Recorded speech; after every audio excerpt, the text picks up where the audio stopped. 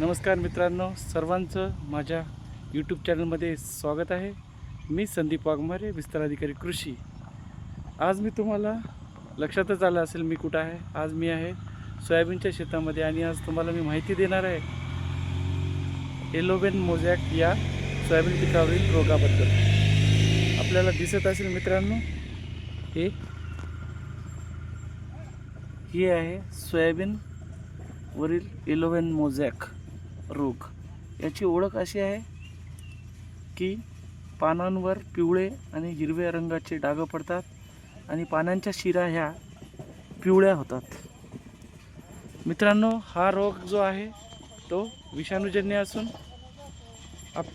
याच्यावर म्हणजे याचा प्रसार हा पांढऱ्या माशीमुळे होतो। आपल्या भाषेत जर सांगायचं, जसं आपल्याला मलेरिया जो रोग होतो म्हणजे मच्छरांमुळं, जे बाधित रुग्ण आहे त्याला डसल्याच्या नंतर तोच कीटक म्हणजे मच्छर दुसऱ्या निरोगी माणसाला ज्यावेळेस हे डसतो त्यावेळेस त्याला मलेरियाची लागण होते। त्याच पद्धतीनं ह्या सोयाबीन पिकातील सुद्धा तसंच आहे। याच्यामध्ये जे रसशोषक किडी आहेत त्याच्यामध्ये प्रामुख्याने पांढरी माशी हे या रोगाचा प्रसार करण्यास कारणीभूत आहे। कोणत्याही विषाणूजन्य रोगास प्रसार होण्यासाठी वाहकाची गरज असते आणि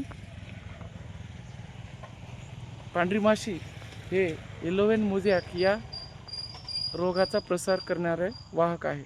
त्यामुळे आपल्याला लवकरात लवकर पांढऱ्या माशीचं नियंत्रण करणे हाच या रोगावरील एकमेव उपाय आहे। त्याच पद्धतीनं शेतामध्ये पिवळे चिकट सापळे लावणं सुद्धा खूप फायदेशीर ठरू शकते। मित्रांनो, पाहू शकता तुम्ही या शेतामध्ये याचा प्रसार वेगाने होत आहे। सर्वात प्रथम उपचार म्हणजे बाधित झाडे उपटून टाकणे, त्याच्यानंतर चिकट सापळ्यांचा वापर करणे आणि कीटकनाशकाचा जर म्हणसान तर त्यामध्ये इमिडाक्लोरोपिड, थायोमिथॅक्झॅम यासारख्या कीटकनाशकाचा वापर करणे फायदेशीर ठरू शकते। धन्यवाद।